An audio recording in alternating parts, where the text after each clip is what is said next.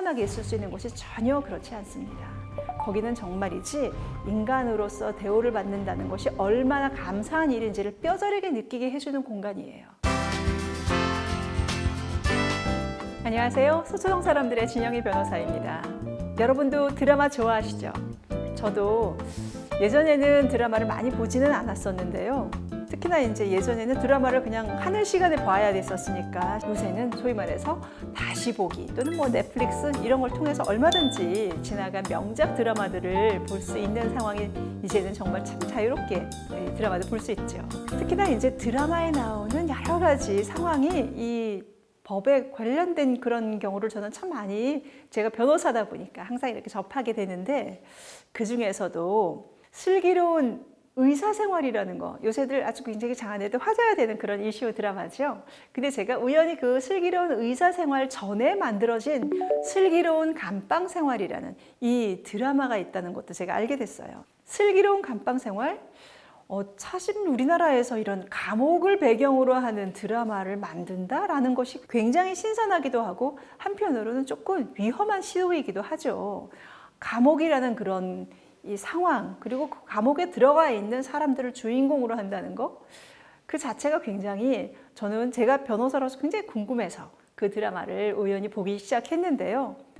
이거는 정말 법조인들이 꼭 보아야 할 특히나 법조인들, 변호사들은 재판이 끝날 때까지는 그 내용을 그 재판까지의 과정은 잘 알지만 그 재판이 끝나고 또 형이 확정된 사람들이 과연 그 교도소 안에서 어떻게 지내는지에 대해서까지는 저도 잘 몰랐거든요. 물론 저도 구치소나 교도소에 접견을 가기도 하고 또 그렇게 해서 그 수용자들의 생활을 일부분은 알고도 있고 예전에 그 교도소를 실제로 이제 견학 뭐 이러면서 둘러보기도 했었지만 그건 어디까지나 수박 겉핥기였겠죠.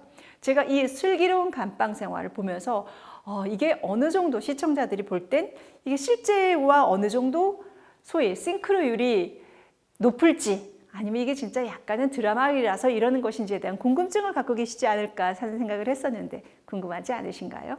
오늘은 제가 그래서 이 슬기로운 감방 생활을 실제로 어느 정도의 현실적인 것과 겹치는지 제가 말씀드려 볼게요. 실제로 결론적으로 말씀드리면 변호사로서 이 수용자들의 생활, 접견, 이런 구치소의 이 모든 것들은 그대로 만들었다고 해도 과언이 아닐 정도로 굉장히 이 현실적이게 만들었습니다. 저는 실제로 이것을 그래서 교도소에서 찍었나 했었는데요.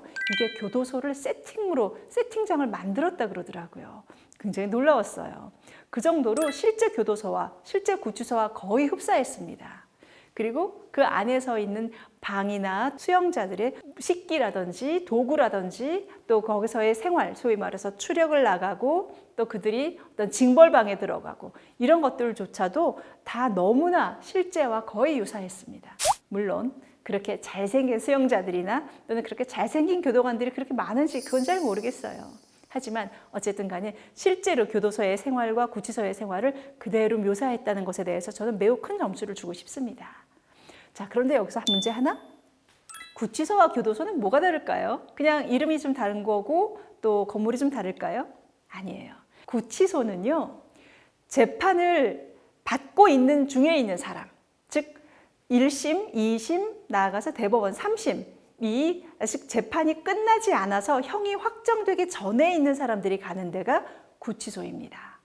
그리고 형이 완전히 확정돼서 즉 1심에서 만약에 형을 받았는데 검사이든 피고인이든 서로 간에 항소하지 않아서 1심에서 끝날 수도 있겠고 또는 2심까지 가서 끝날 수도 있겠고 아니면 끝까지 가서 즉 대법원까지 가서 끝날 수도 있겠죠.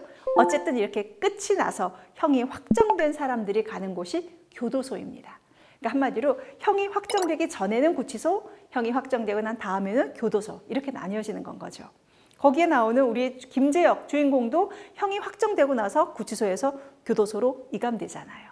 두 번째로는요. 자, 거기서 있는 수용자들이 서로 간에 뭐 싸움도 하고 뭐 거기서 소위 말해서 마약들도 뭐 그런 불법적인 금지 물품들도 막 오고 가고 하죠. 자, 이게 실제로도 그럴까요? 저는 그럴 거라고 생각합니다. 왜냐하면 거기도 다 사는 사람들이 있고 그 안에서 사실은 어떤 식으로든 간에 불법적이지만 어느 정도까지는 또 눈 감아주는 그런 뭐 물론 이게 정상적인 것은 아니고 법적으로도 당연히 허용되지 않는 거지만 그럼에도 불구하고 거기서 그런 예를 들어 담배라든지 금지 약물이라든지 이런 것들이 오고 간다는 얘기를 제가 들었거든요. 자, 그리고 세 번째는요. 거기서 가장 중요한 모든 수용자들이 목을 빼고 기다리는 게 바로 뭐였죠? 바로 가석방이에요. 자, 실제로 이 가석방이라는 것도 법에 나와 있는 규정과 그 가석방의 실제 대상이 되는 것은 조금 다릅니다.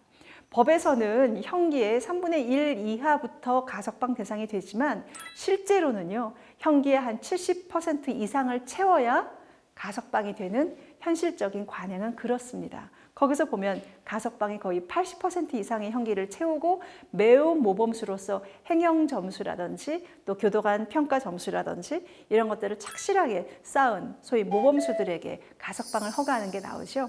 실제로도 그렇습니다. 한마디로 법의 규정과 실제적인 상황은 조금 차이가 있지만 법은 최소한의 필요 조건만을 규정해 놓고 있기 때문에 그런 거예요. 그래서 거기서 나와 있는 가석방의 대상이 되기 위해서 얼마나 소위 말해서 그 수용자들이 서로 그 가석방 점수를 따고 또 자기가 거기서 벌점을 받는 것을 극도로 두려워하는 이유는 바로 나중에 자신들이 사면을 받거나 또는 가석방 대상이 되고자 하는 그 바람이 거기서 그 사람들의 생활을 유지해주고 지탱해주는 유일한 희망이기 때문인 건 거죠. 그리고 실제로 교도소로 들어가게 되면요, 구치소에 있었을 때의 차이점의 가장 큰 것은 바로 접견이 자유로울 수 있느냐 없느냐입니다. 면회라고 하죠. 변호사들은 접견이라고 말하는데 일반 사람들은 면회라고 합니다. 즉 구치소에 있었을 때는 면회에 대해서 크게 제약이 없어요. 매일도 가능하죠. 하지만 교도소에 들어가서 형이 확정이 되면 그 사람의 등급에 따라서, 즉 얼마나 모범수이냐 또는 형이 얼마나 남았느냐 이런 등급에 따라서 면회를 할 수 있는 횟수가 달라집니다. 한마디로 이 사람들은 자기가 밖에 나와보는 게 최고의 바람이고 희망이에요. 접견을 하는 그 짧은 순간만이라도요. 그런데 거기서 형이 확정돼서 교도소에 들어가면 처음에는 한 달에 한 번으로 시작해서 그 다음에 좀 더 점수가 높아지고 형기가 길어지면서 그 다음부터는 한 달에 2번, 일주일에 1번 이런 식으로 자주 그 면회를 할 수 있게 됩니다. 그리고 전화나 서신, 즉 편지를 주고받을 수 있는 횟수도 그 모범수에 따라서 달라지는 거예요. 그렇기 때문에 그 사람들에게 징벌방도 중요하지만 자기가 벌점을 받는다는 것, 이게 굉장히 자기의 수용 생활을 그나마라도 좀 더 인간적이고 편하게 할 수 있느냐 그렇지 않느냐를 결정하시는 것이기 때문에 굉장히 중요한 기준이 되는 건 거죠.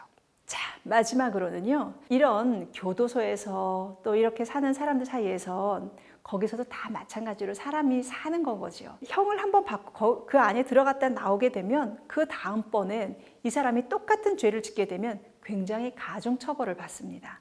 한마디로 누범이거나 상습범이 되는 건 거죠. 물론 우리가 그 제목은 슬기로운 감방 생활이었었지만 사실은 교도소 그 안이 어떻게 해도 슬기롭지는 못하잖아요.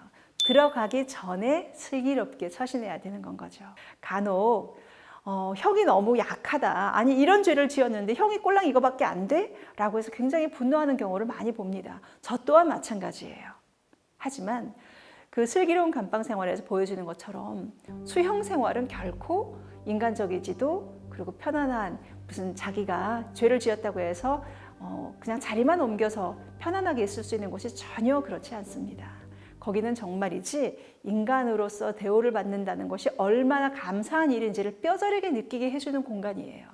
물론 예전처럼 때리거나 또는 그 사람한테 뭐 어떤 돈이 있어야만 그나마 뭐 살 수 있거나 그렇지는 않죠. 하지만 여전히 그 감방이라는 데가 주는 고립감, 그리고 그 사람들 사이에서의 폭력, 폭행, 구타 이런 것들은 여전히 존재해요. 그렇기 때문에 그 안에서의 1년은 사실은 사회에서의 3년, 5년에 버금갈 수 있는 정도의 시간이기도 합니다. 물론 그 안에 들어갈 짓을 하지 않아야 되는 것은 맞죠. 하지만 여전히 우리가 이 사회에서 그 사람들을 포용하고 받아들여지지 않으면 사실은 그 사람들은 또 똑같은 죄를 짓고 그리고 또 이 사회에 위협적인 존재가 된다는 것에서 그 사람들을 우리 사회에서도 어떤 식으로든 간에 교정과 교화를 해야 될지 저에게도 많은 것을 알려준 슬기로운 감방 생활이었습니다. 앞으로도 이런 드라마를 통해서 제가 이 드라마를 통해서 보는 법에 대한 이 재미있는 이야기를 많이 들려드릴게요. 참, 그 드라마 중에서 굉장히 많은 시청자들이 궁금해하시는 부분이 있었어요.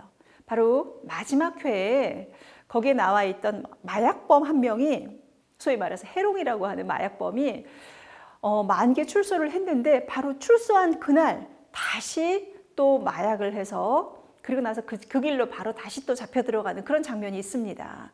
근데 사실은 그게 그 사람이 물론 마약에 이 유혹을 떨치지 못하고 다시 마약에 손을 댄 건 무조건 잘못한 거죠.